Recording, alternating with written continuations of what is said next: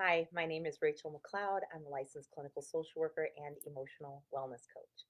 And today I was having a session with one of my clients, and they brought up um, this phrase to me that I didn't really grow up hearing, wasn't really drilled into me, but I know it's out there. And so I wanted to let's do a live about it because we had a really wonderful discussion about it. And I thought you guys would really like this discussion, so I'm going to let you in on it. And the statement, like this lesson that we're taught, that we're passing on and on and on, down and down and down, is the idle mind is the devil's playground. And I think that this is, especially in the anxiety, depression, and trauma world, this is a real belief. And we can actually use this statement to keep avoiding, distracting, and numbing ourselves from having an idle mind. We stay busy, we get moving, we do anything we can to not have an idle mind. Sometimes you are in a room, you've got your phone going, you've got your mind, you've got the TV on, you've got radio blaring in the background. You've got lots of noise happening so that you can keep your mind not idle. And there's really big reasons for that. And I'm going to talk to you about those today. And I'm going to show you what the real truth is here and why you cannot believe this anymore. Um, so let's get started at the top.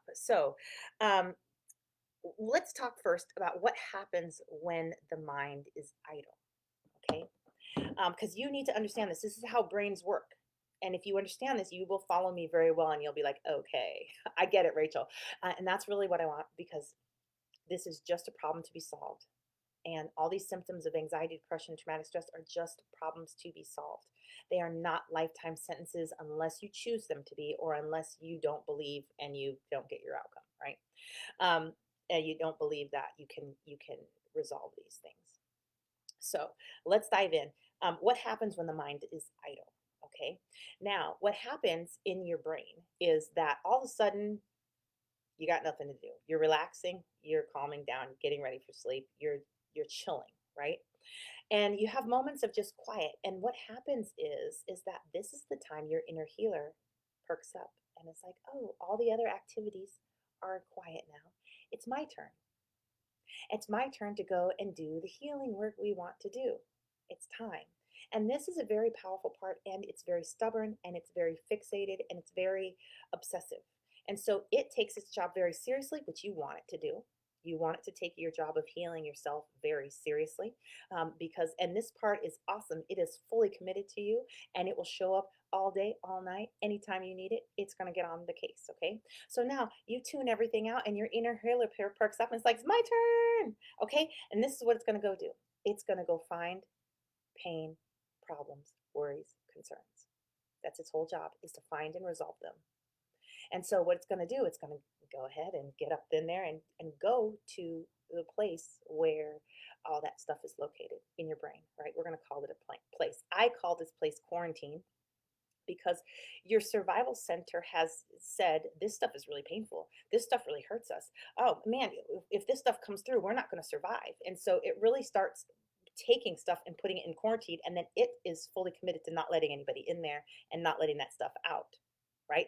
Just like if you had a child and you had a street right out there, you would block off the entryway because you've determined that that street's dangerous. Right? In this case, you've made a very accurate assessment, and so that place is blocked off, and you are guarding that.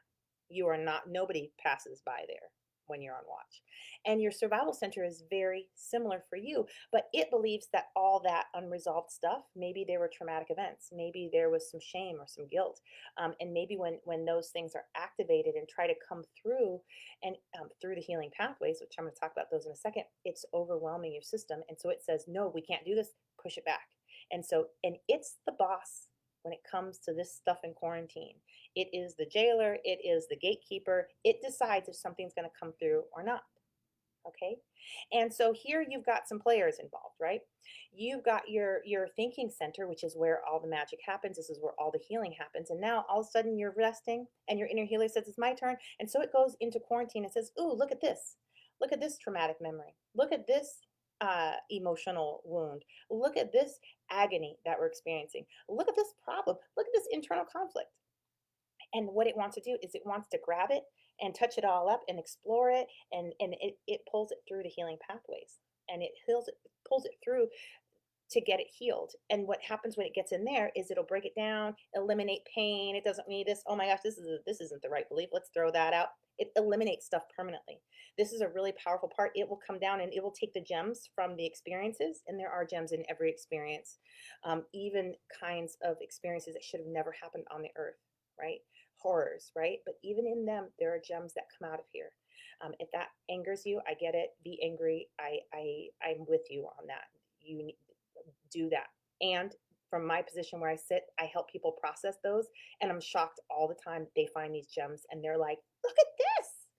This is amazing. And I'm just like, brains, right? I don't even know. Okay. So brains do this. So now you pull from these horrible things, gems, and your brain goes and makes stuff with it. And it's like, oh, I know what to do with this now. And this is awesome. We're gonna do this and that and this and that. And it starts rearranging your whole system setup. Things that were dangerous before aren't anymore. Um, Mental blocks you had, you don't have them anymore. That's what this part of the brain does for you. It resolves internal conflict. It stops emotional wounds from bleeding out all over your life. Um, it resolves confusion. It resolves traumatic events. You can, after your brain is finished with them, if it can get it through the healing pathways, you can think about the event without the pain, without any of the horrors that come along with it. Brains do that, right? But what happens here, if your gatekeeper says this is dangerous and I'm not going to let anything through, when your mind is idle, your inner healer is going to go in there and grab something, and it's going to start touching it up, and then that's going to activate emotional pain and agony. If it's a past event, all the past emotions are going to be there, all the past visions, flashbacks, right? And it's going to say, "Ooh, let's come through the healing pathways." Your inner survival center is like, "No," and it will make it drop it, and it will push it back. But your inner healer says, yes, we're going to go back over there. And it's going to grab something, and then it's going to activate. And this can really send you down dark spirals of shame, agony, pain, panic. This is where all the symptoms of anxiety, depression, and traumatic stress come from. This right here. The inner healer trying to heal, the survival center saying, no, we're not okay. This is dangerous. We're going to die. This isn't going to be okay. We're never going to make it. Shut everything down. No. And get this inner healer out of here.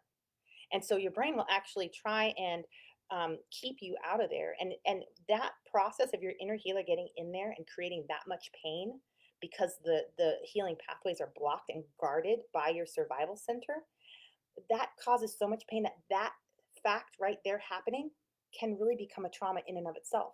So you can actually become phobic of your inner healer trying to help you heal.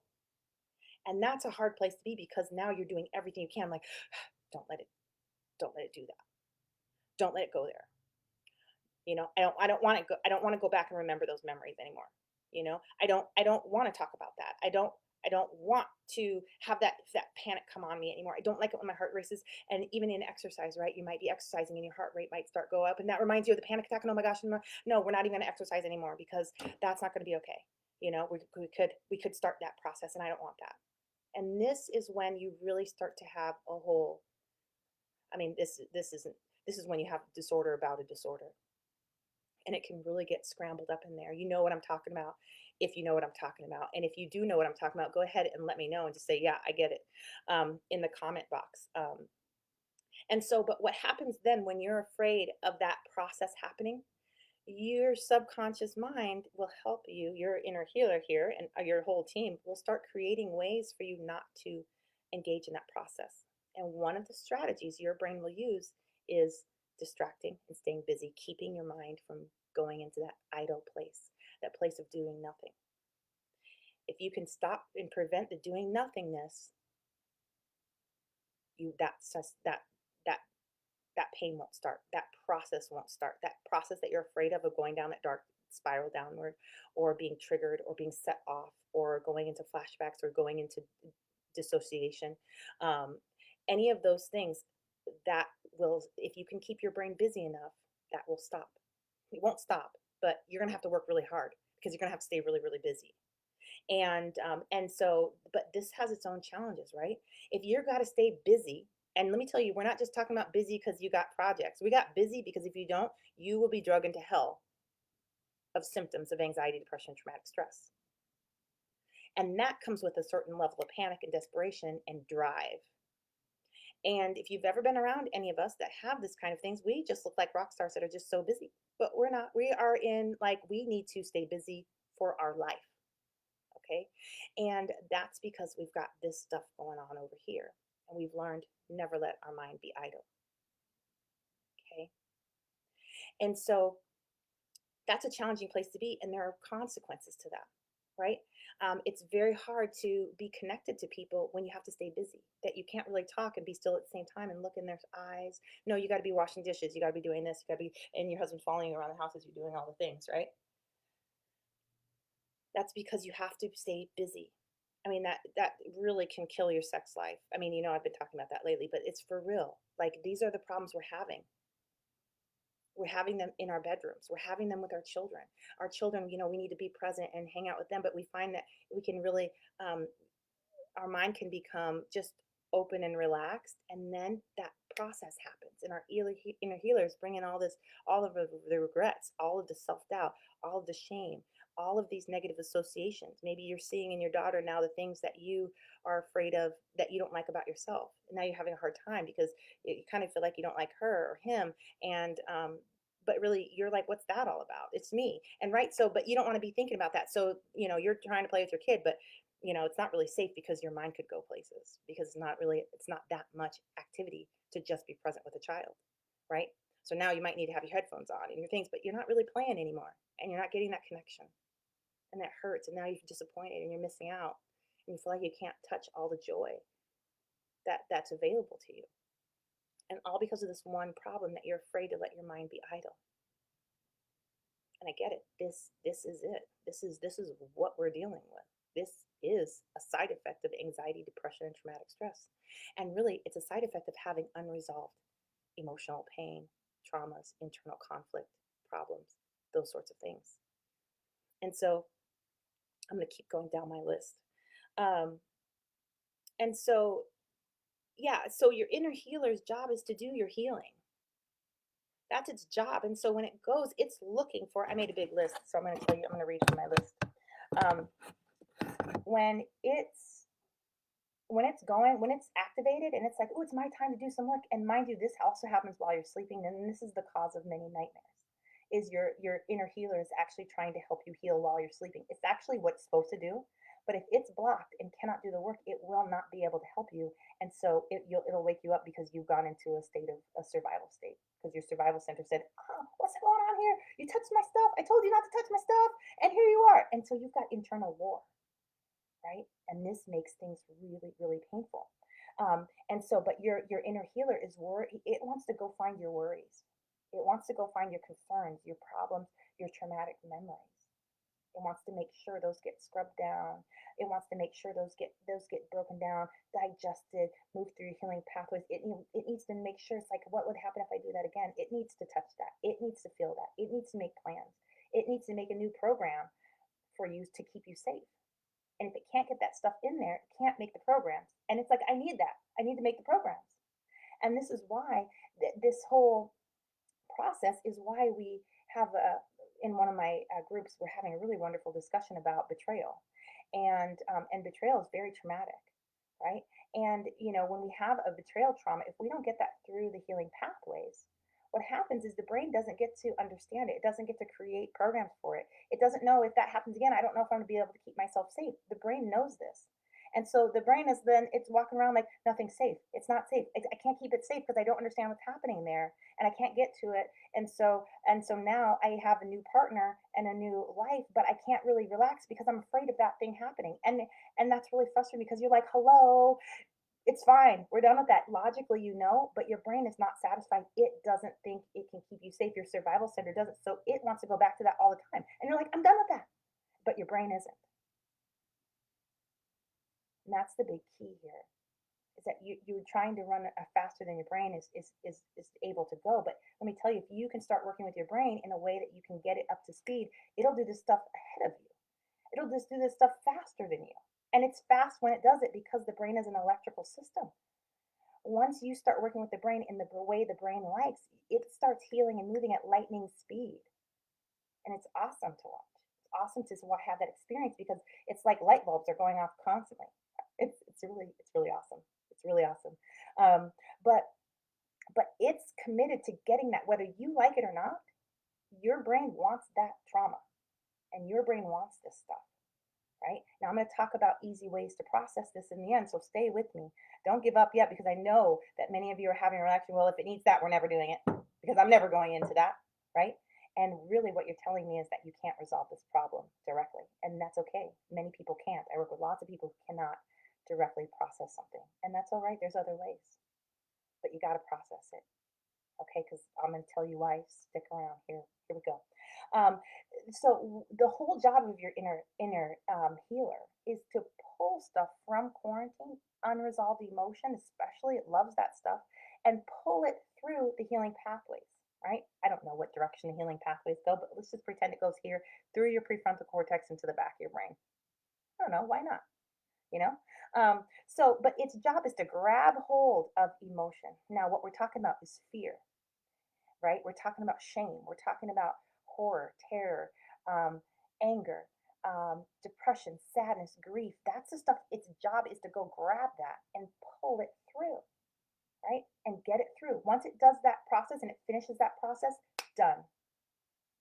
I can't make it more simple than that. Okay.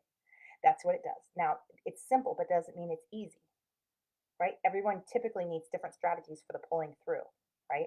Um, and so there's that. But the whole thing is that this can't pull through if your survival center stops it because the survival center has the authority to override every system in your body, including your body.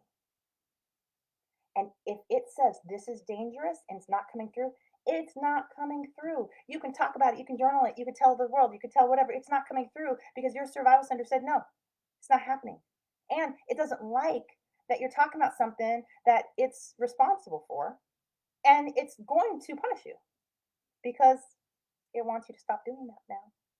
And so your inner healer and your survival center can be in conflict with each other. And this is what creates all the symptoms of anxiety, depression, traumatic stress. And so the work, what I help people do and what people help people do, the work is to get your survival system to allow your inner healer to do the work and to get this stuff through. Now, some of you are going to need that process to be done in a way that is very little pain. I have a saying, no pain, much gain.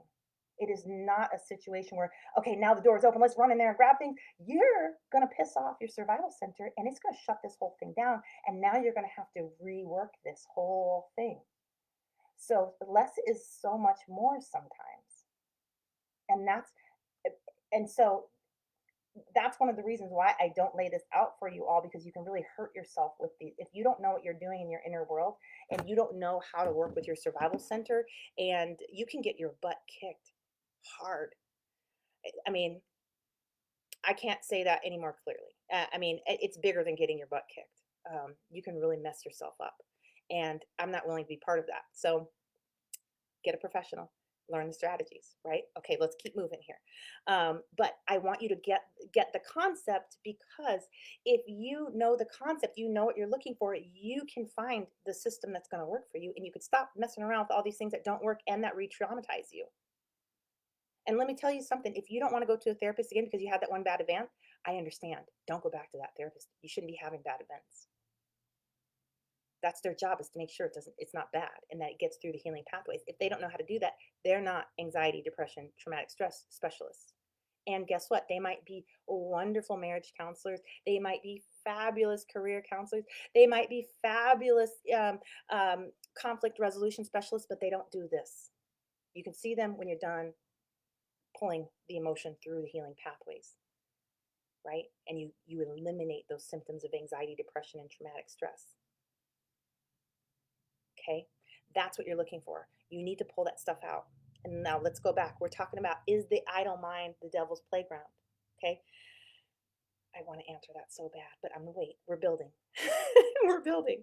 Okay, so it really isn't fun to pull that emotion through unless you've gotten the outcome that that emotion gets you enough times, and then you're like, oh yeah, let's do this, what's next? And I see this happen all the time with people. But when you aren't using the right strategies, you don't want to do that, right? And I encourage you not to if you're going to use the wrong strategies, because it's just going to be painful. And you'll be lucky if you just make minuscule, if you can, whatever emotion you get through the healing pathways, that's a win. But if you don't do it right, it's like a lot of work for very little transformation, because the survival center said, stop, done. And that's all that, I don't like that. True story. I love crabs. I like to eat crabs and all that stuff. My people eat crabs. Um, I find that the work to yum ratio of crabs is not for Rachel. Like, there's a lot of work, there's a little value. I mean, the yum is awesome, right? But the work to outcome ratio is off for me. It just is. And when we're doing this kind of work, when we're doing trauma work, I'm looking for that ratio. I want to know what's the work to outcome ratio here. That's what talk to me about that, because that's what I care about. And so, but really, you can too, because why should we drag this out for 3, 4 years when we can resolve this so quickly, right? And we can. That what I do is I help women eliminate these symptoms of anxiety, depression, traumatic stress in 2 to 6 months. And I'm not doing anything like, I am doing tons of special stuff, right? I have a system, right? A step-by-step system, that we use. But the point is that the brain is that awesome. I know. I want it to be me. That's fabulous. I do. But it's not. It's really, your brain does this. The brain does this. It does it fast. It's electrical. It's an electrical system. It works at lightning speed. So it's fast. When your brain, when the pathways open up, zip, zip, zip, zip, zip. It's fast. It's awesome. Okay. But when your inner healer is going over there, this is going to be painful if the doors are not open. If the survival system is there, like, what are you doing around here? I thought I told you to stay out of this. If that's what it's doing, you're in for a fight, and that's what you're going to feel. And the survival center's weapons are your body, your heart racing, your stomach twisting, your brain running and racing, right? That's hard. All right. But let's talk about the truth. The truth of the situation is that it is not the idle mind that is the devil's playground. That is a justification for staying busy. And it's a lie, and it's not true. I don't care. I don't care. Send the pastors to me, right? It's not true. Let me tell you where the devil's playground is. If there is a playground, right? If there's a playground, it's in quarantine, in unresolved emotions, unresolved trauma, unresolved what? I made a whole list. Unresolved memories, stuck emotion, and shame. Shame is the devil's playground. If there's a playground, it's shame, it's guilt, it's grief, it's loss, it's regret, it's sadness, anger, rage, jealousy. Um, that's unresolved. Those issues are absolutely the devil's playground. That's where all the bad happens. That's where our brain pulls from all the bad things that we're doing to run away from these things, to hide, to withdraw, to blame other people, to drag around baggage with us. Hopelessness. That's the devil's playground. That's what all the bad things in life are made out of. It is not an idle mind. So it's not the idle mind. Let me tell you what the truth is. The truth is, I wrote this down, guys. I will ramble if I don't follow the things, which can be good. I'm going to ramble afterwards. But the truth is that these unresolved emotions block you from deep connection with yourself, which also blocks you from deep connection with others. Okay? If you can't connect with yourself, you cannot connect with others. And so if you're staying shallow and you're staying busy and staying shallow, and you really don't want to deal with your inner workings and your inner emotions, and you're staying up here, you're getting a very shallow connection with yourself. You are not able to connect with yourself, help yourself, guide yourself, lead yourself. You're blocked out of a lot of self stuff.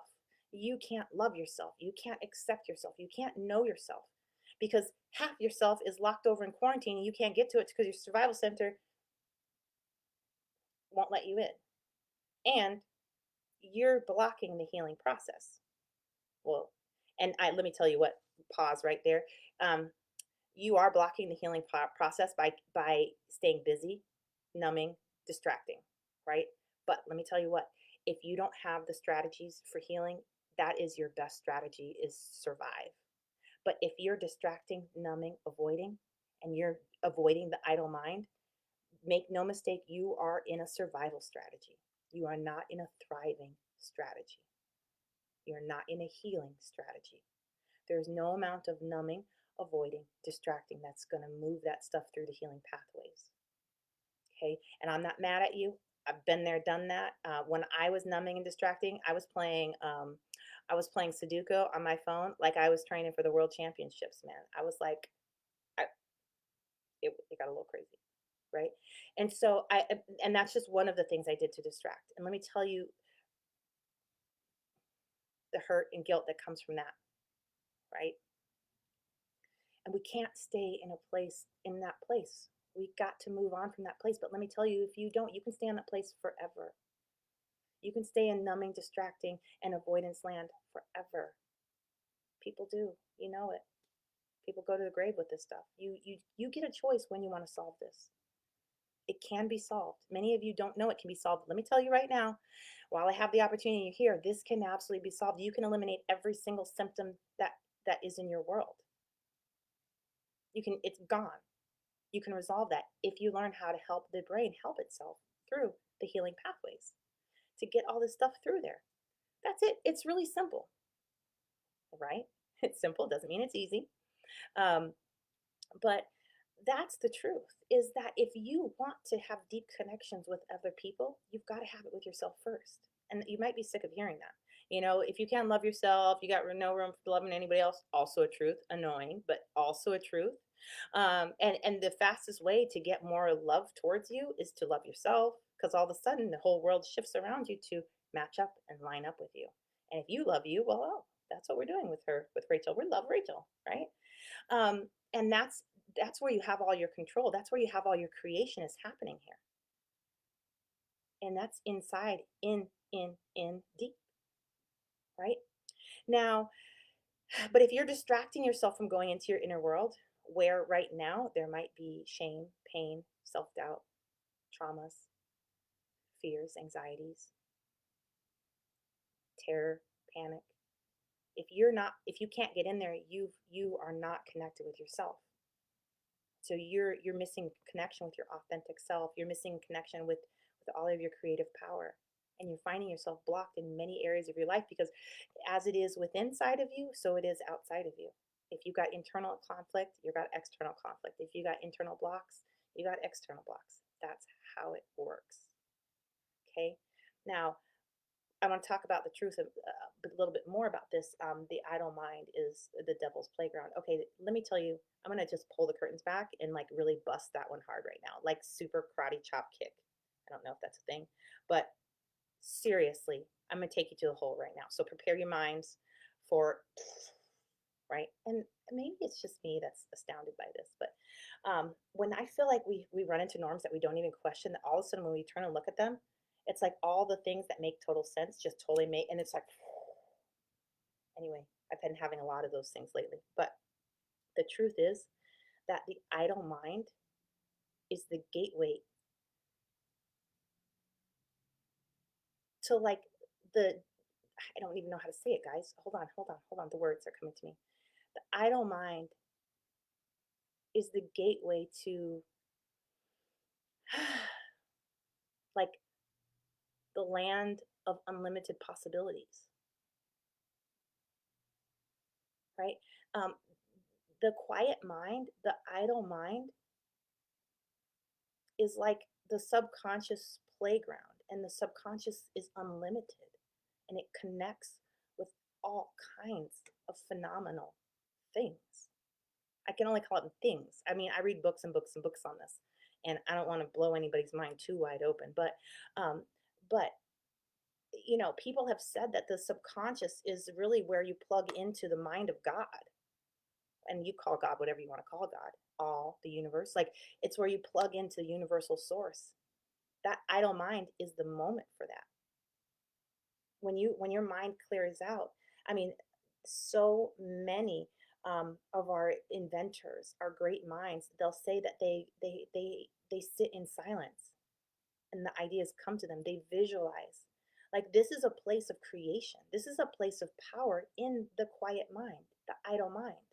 And many of us, because our inner world, our internal mind, wherever it is, right, is so blocked off with horrors that we can't get into that space of unlimited potential. And you can feel it and you can know it. You feel trapped and blocked because you're missing a vital part of yourself. And let me tell you, that's where your authentic self is. It's in there, in your inner world where you can't go because trauma, anxiety, depression, fear, terror, crazy, intense emotions. You're being blocked from so much of your power. And so the truth is that the idle mind is like the gateway, man. We're trying to get to that. I think that this lines up with lots of teachings, right? And I'm going to butcher probably all of them, but I want to pull them in because I want you to see that this idle mind, this quiet place, is so important. And I'm going to go first with the Christian perspective that because that's what just popped up first. Jesus said that the kingdom of heaven is within you, right? So you're actually, and it's like seek first the kingdom, right? That means you gotta take these ojos, your eyes right here, and you gotta come right here to your inner world. I don't know if it's here. I don't know if it's in your stomach. I don't know where the heck that thing is. I don't know. But that's where you're supposed to be looking. Like you're supposed to be seeking that thing out. You're supposed to be looking for it. Looking for your inner world. Looking for your inner world. That's what you're supposed to be doing. You're not supposed to be looking out here, unless looking out here helps you come back here. Okay. Like yoga traditions is like that stillness, and you're going within. Meditation, right, is that silent place. You're trying to quiet the mind. Let me tell you what, don't try any of that stuff with anxiety, depression, traumatic stress, and be unprepared for the fact that having that you're going into an idle mind, that means your inner healer is going to jump up and it's going to start doing the things. So that's why meditation may not be very good for you right now, because you can get your butt kicked sitting there quietly with your mind free to do all the things and start that process of the internal battle between you and your survival center. And you want to know why you're trying to sit there and you can't get your mind to clear out, because it's not safe for your mind to clear out. And that's really why, one of the reasons why it's so important to do this internal work and clear that stuff up, get that stuff through the healing pathways so that you resolve the internal conflict. And then you can actually have a quiet mind, and you can actually do things like meditate, which you hear all the health benefits of meditation and prayer. I mean, it's good for your body because you go into a state of relaxation. And the states of relaxation are when your body will do the healing work that it's supposed to do, and when your mind will do the healing work that it's supposed to do. That's one of the reasons why sleep is so important, right? It's a time when your body is like, she's knocked out, she's not doing all this stuff, let's go, everybody work, and they go in and they do all their healing, and you wake up in the morning and you're supposed to be healthy and well. But if you got internal conflict, your brain is probably sucking up all the juice in there trying to resolve this stuff, and so you're having these stress nightmares and stress dreams, and you're not sleeping and resting, so you're not getting your healing work either. It's so important that you don't stay in a state of distraction, numbing, and avoidance or denial. Because the truth is that the longer you stay there, the longer you're missing out on yourself and the power that is within you. And that's not fair to you, and it's not fair to your loved ones, and it hurts. And it's not how you were designed to be, and it's not how you were designed to show up in any area of your life. And it really creates a lot of dependence, because if you can't use your inner world, you got to find people that can use it for you, or that can, I'm not able to make myself feel secure, so I need to find people that will help me feel secure. Well, usually there's an exchange for these things. I'll help you feel secure, but you got to help me with this, right? That may or may not be in your best interest, but we're so desperate to function, we might make that deal, right, with the devil. The devil's playground's coming up. I don't think I've said the devil so many times in one place. I'm having a great time. But right, this is the devil's playground. look, it all comes together. It's true. Unresolved trauma, unresolved grief, unresolved anger, unresolved jealousy, unresolved bitterness, regret, shame, terror, fear. That is the devil's playground. That is what is blocking you out.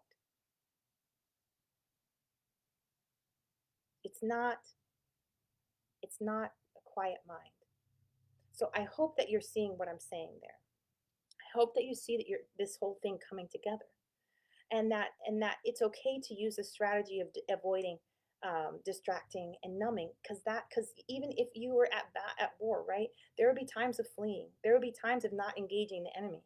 That it happens, and that's okay to do that.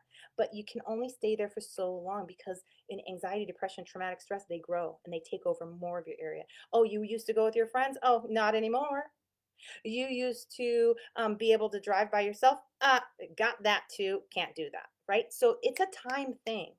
Your inner world, like, you need to take your space back before it gets too big. And I'm not like trying to fear monger you. I'm just telling you how it works and what it looks like, so that you will take action to solve this problem. There's no reason for you to keep suffering. There's not. Okay. So that's really what I want to tell you. I hope that you got some clarity around this and that you're understanding this, right? And I hope that you're feeling this deeply, and that you're seeing that I'm taking away from you the option to stay in avoidance and busyness and distraction and numbness. I want to take that away from you. I want hold it for a little while longer. We can negotiate. You got 2 weeks, and then go. You got 2 weeks to figure it out. Go. Make decisions now. Go. And then we got to get rid of that thing. We can use it a little bit. It can be very therapeutic. I have been known to use a little bit of that along the journey, because we're taking the whole thing back. And if we need a strategy, we're going to use it while in battle, right? While doing the work, not as a strategy how I'm going to live my life. No, right? So that's what I'm talking about. That's what today's about. If I'm going to answer some questions here, if you have them, post them. If this is something that you want to do now, if you're like, yes, you're speaking my language. This is keeping me away from myself. I am not showing up as my authentic self, and I want to, and I'm sick of this, and I'm not going to do this anymore. I'm not going to be blocked out from the life of my dreams and my authentic self and the things I want to accomplish and my full potential, right? And if that's where you're at, and you're at a place where you're like, let's do this, go ahead and grab a spot on my calendar. We'll talk about it, and we'll take a look and see what's got you stuck, what's not working, where you want to go. And if I can help you with that, I will absolutely show you what that would look like, and you get to choose, right? So, and you can do that by going to rachelmcleod.com/call and get on my calendar. If you're somebody who wants more information, I've included in the title of this, a link to my webinar. And in this webinar, I go a little bit deeper into the how to make these things happen, so that you can get an even more clear picture, and so that you can get the steps, so that you know what you're doing and you can take some action. Okay. So absolutely watch that. And so let us start with questions. Oh, Megan Miller says, this is so insightful. Good, good. The light bulb. I love the light bulbs. I'm in this for the light bulbs. So awesome. Awesome, Megan. High five to you. Kelly, it sounds like working with the, Survival Center Untrained is akin to something from the movie Inception.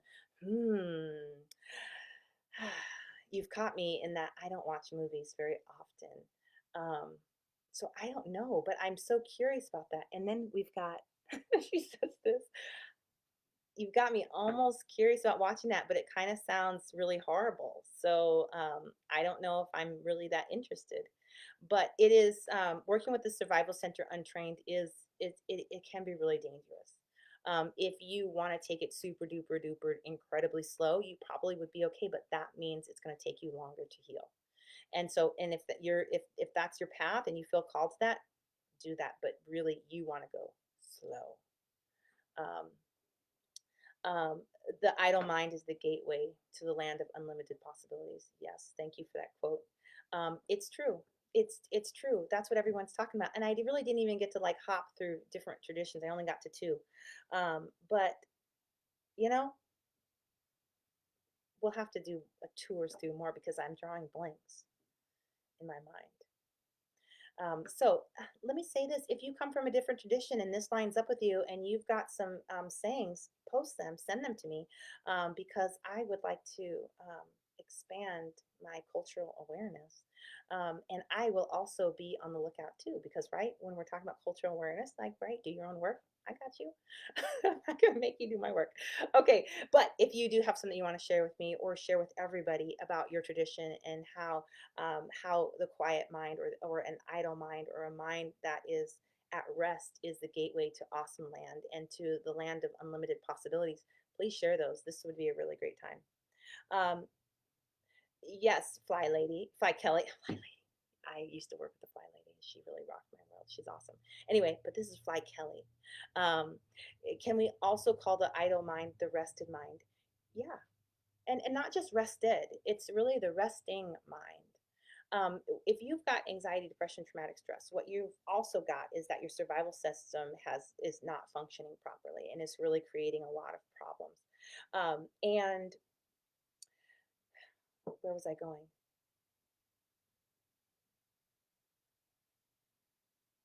Oh, it's gone that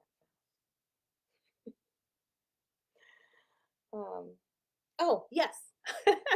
Okay, the survival center, right? It's not working very well, and that makes problems. Your subconscious mind isn't been hasn't been updated in a really long time, so it's not because your inner healer does the upgrading of your subconscious programming, and this is how you really break the chains of generational patterns and of uh, the lessons that we learn from our families, the limiting beliefs, the cultures, the socialization stuff. That's the stuff that gets shoved into our subconscious when we're young. And your inner healer upgrades that system. And so, if your inner healer can't get the stuff it needs, it doesn't get to upgrade your subconscious. So we find that our subconscious isn't really even very helpful to us because it wasn't really programmed by us; it was programmed by them, and it wasn't working for them either. And now it's not working for us. And now we got problems, right? So our subconscious mind isn't working very well either. So now there's two parts of the brain that aren't working very fabulous. And what we learn is that our thinking center is the only thing we can rely on. And even that gets overpowered occasionally by the survival center, and the subconscious mind tricks it all the time. And like, it's just like, but this is what we do have. And so a lot of times we will hold on to it so tight. Like this is our survival place. Like, so we want to think about everything. We want to, we're using our thinking center, our executive functioning for everything. And we're not made like that. We're supposed to use all of ourself to navigate life. We're supposed to use our emotions. Well, our emotions are most of those are locked up into quarantine, and we're supposed to be able to use our survival center accurately. Our subconscious mind is supposed to be, upgrading to us and really working our energy system, our aura, our heart chakra, our chakra systems, I mean, our cells are supposed to be communicating chemical. Like there's a whole like we're whole systems that work together well, but when one system breaks down, you learn it's like if you're deaf, right? You start using all your other systems really powerfully, and really you start relying on different senses. You grow those senses, right? If you don't have access to these parts of your brain, your inner healer, your prefrontal cortex, your executive functioning, that is like overdeveloped, and it's overdeveloped in a way that's not good for you. It's causing problems. And that's a lot of where we start to form like a distrust of ourselves. We're disappointed in ourselves. We can't really rely on ourselves. Well, it's not really fair because you're only using one part of your brain, and even that part of the brain is being overridden all the time. And so it's like you not trusting yourself, but most of your system's broken down. So what I find is when people start doing this work, their survival center will upgrade the no, no, I'm sorry. Let's go back here. The inner healer, the thinking center will start upgrading all the processes, and stuff starts to come back on. It does the repair work. That's what it's supposed to be doing. It does the upgrading, the repairs, the healing, and so systems start to come online. And the next thing you know, you're working with just more than your thinking center, that hypervigilance, that hyper aware piece, and now it's easier because now you've got two teammates instead of just one. And next thing you know, you keep doing this work, and then you got three teammates, and you got four. And oh my gosh, your survival system is actually working properly now. And it's not making misinterpretations. It thinks everything is dangerous and nothing is dangerous, but everything is dangerous, right? And now it's like it's weeding out, and now it's making proper interpretations because this part of the brain does that work, right? And so now you can start to really understand life through many more of your senses, many more of your systems in your body, your mind, spirit, soul, men, spiritual stuff, mental stuff, emotional stuff, chemical. There's so much on board now. And it makes it easier to see yourself doing awesome things. And then you start like becoming a fan of yourself. And you're like, wow, that was really good. Now you're building self-esteem. Now you're building self-confidence. And then yourself is looking at you and like, oh, she liked that. Watch this. And now you're doing something else. And you're like, wow, this is really fabulous. Good job. High five, self. And self is like, oh, she liked that, and it grows and it just keeps growing and growing and growing. And now it's like now you can start trusting yourself again because you're actually doing a pretty good job because our systems really work well together. So, okay, so let's see. So, yeah, now we're in codependent patterns. Yes, that's exactly right. Hi, Kelly. She says that Inception is a movie about the brain and creating dream worlds to do white collar crimes. Definitely a movie to watch with the work you do. It's really good.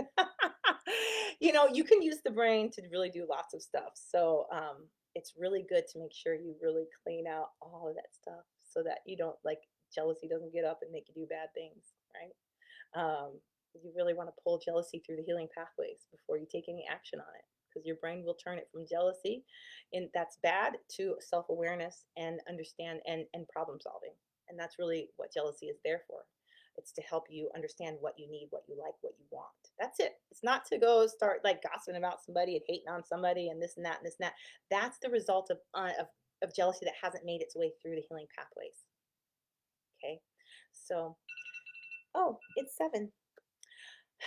So that's what I wanted to share. And yeah, if you're jumping on at the end, absolutely, I recommend you go to the beginning, watch this again. Lots of explaining and understanding that's specifically there to help you understand what's going on with the idle mind and really to help you want to get an idle mind. Or to grow into an idle mind. Okay, so that's that. And I'm going to go ahead and jump off now. I'm not seeing any other questions, but wonderful hanging out with you guys. And I will see you around. Take care.